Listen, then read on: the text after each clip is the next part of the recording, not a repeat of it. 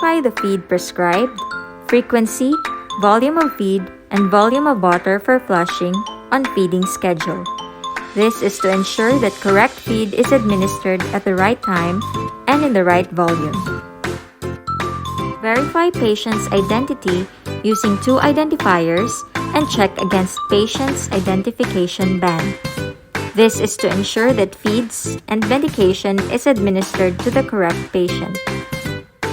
Explain the procedure and purpose to the patient to allay anxiety. Prop patient up at least 30 degrees if not contraindicated. This is to reduce the risk of aspiration.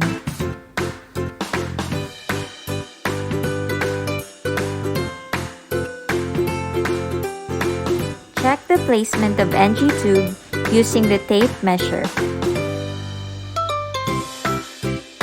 Dislodgement of NG tube from the stomach will give rise to peritonitis upon feeding. If the external disc or bolster is about 2 cm or more away from the skin surface, it is an indication that it has leaked out. Do not feed. Notify the doctor. Check gastric residual volume or GRV by connecting syringe tube and slowly aspirate the total amount of gastric contents that may possibly be aspirated.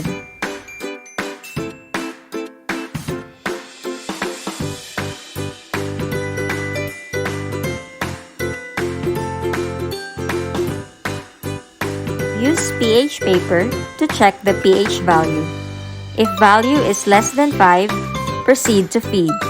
If the value is between 5 to 6, assess characteristic of aspirate. If it is of gastric aspirate, proceed to feed. If not, inform doctor to assess.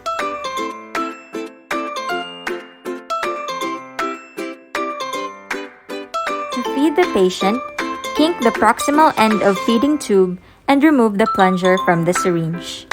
This is to prevent the air from entering patient's stomach. Attach the syringe to the gastric tube.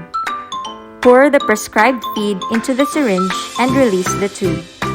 Elevate the syringe to no more than 45 cm above the insertion site and allow it to flow by gravity. This is to allow for safe, slow gravity drainage. Take note.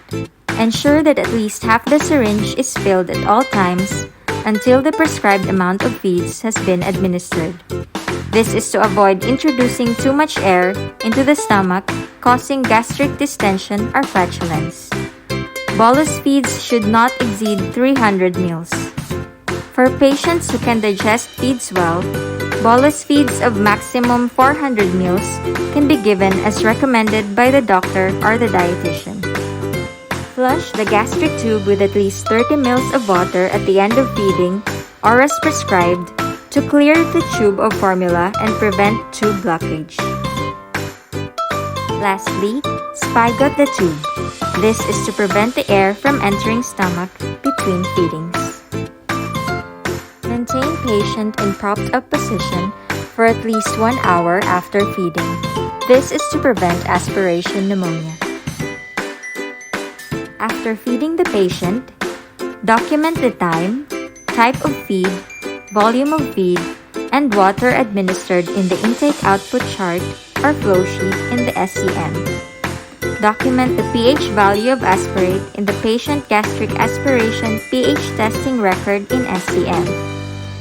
Document and report any abnormalities observed in the gastric aspirate, such as blood-stained or coffee ground aspirate, and abnormally large gastric residual volume.